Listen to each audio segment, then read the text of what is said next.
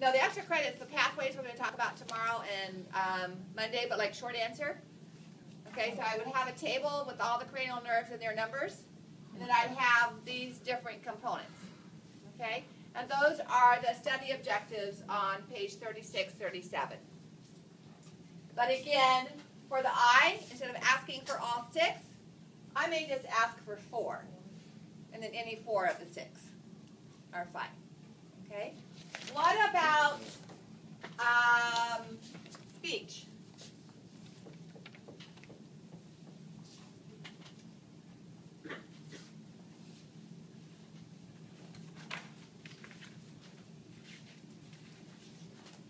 What about Vegas? Pardon? Vegas? Yeah, Vegas. Yes, vagus. Because it controls the muscles of the larynx. Very good.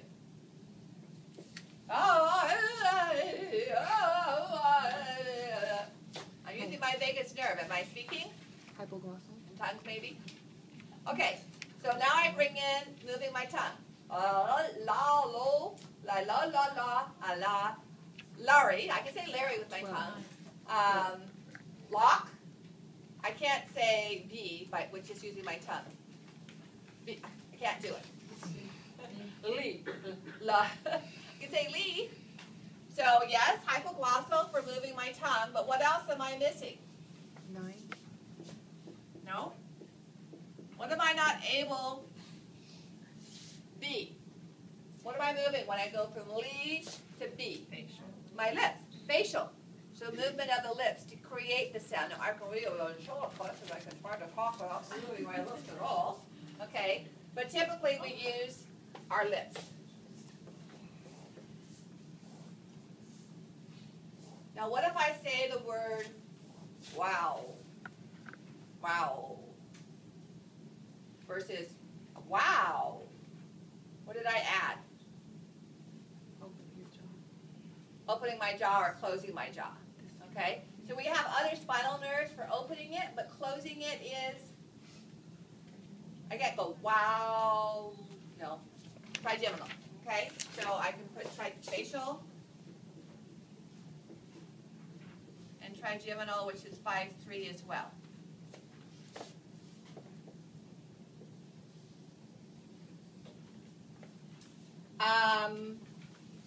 Fibers, cranial nerves that are autonomic. 4 cranial nerves have parasympathetic fibers in them for smooth muscle, or glands, for cardiac muscle. Vegas. Vagus.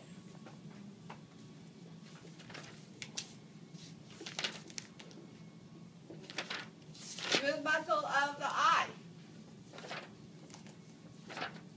for pupillary constriction and focusing. Ocular motor.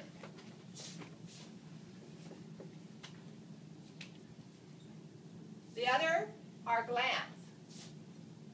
So what 2 cranial nerves innervate our salivary glands? Glossopharyngeal for the parotid gland, and the lacrimal gland, and the mucousy salivary glands. Facial. So 3, 7, 9, and 10 carry autonomic fibers. Okay? What about special senses? Hearing, balance, taste, vision.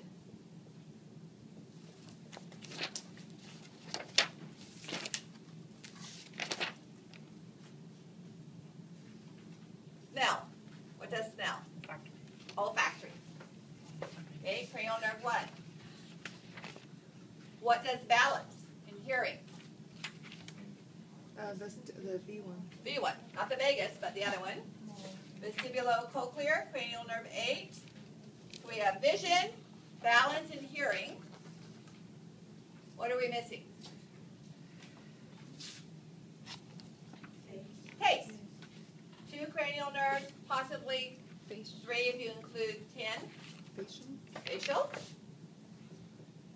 And glossopharyngeal, and 10 is also, I would accept as well. Okay, for vagus. So this is not what you want to do first, okay? You want to get comfortable with the cranial nerves. Can you name them, first of all? Can you name the 12 cranial nerves? And then looking at their name, before you go look it up, can you figure out what it does? Olfactory? I hope you can figure out what it does by just the name, okay? Optic, abducens, trochlear, hypoglossal. So many of them you can, vestibulocochlear, you can do all of their functions from their name, okay? So knock those out of the park. Get those out of the way. And then vagus, glossopharyngeal, facial are going to be the more complicated ones, all right? Once you've studied their functions, then go try to do this, rather than getting thoroughly confused and disassembled and discombobulated by trying to, you don't want to memorize this, okay? This should come from what you know about the cranial nerves, and now you're doing a little bit deeper learning, can I put them together, okay? So first step, just naming the cranial nerves and identifying them. That's what's on our quiz tomorrow, along with the parts of the brainstem. Second step, function, each cranial nerve. What does it do? Okay. And then third step is this, where you then bring it together. What are the cranial nerves involved in that move the eyeball? There's 3. What are the cranial nerves that, whatever. Okay? And that you can, if you can't think of the questions, you can go to those study objectives, because I have them listed there. And also, similar types of questions are on this page 40 of your lab packet. Now, I want to do one more visceral reflex with you. We've done the pupillary reflex. All right, and this is part of the testing that you'll do for the cranial nerve activity. And then we'll quit and go to dissection.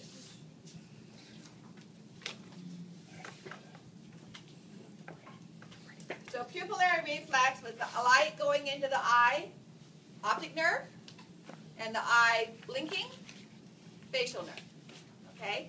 Now let's say that I take a sterile piece of cotton, wisp, and I come up, and Angelique, you'll be my victim here. This is sterile cotton, okay?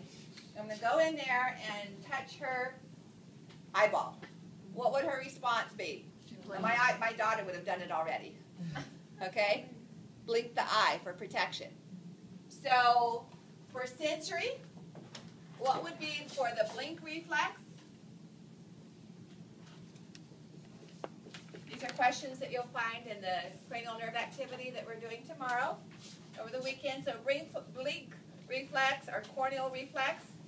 Sensory is going to be by what nerve is sensory from the eyeball.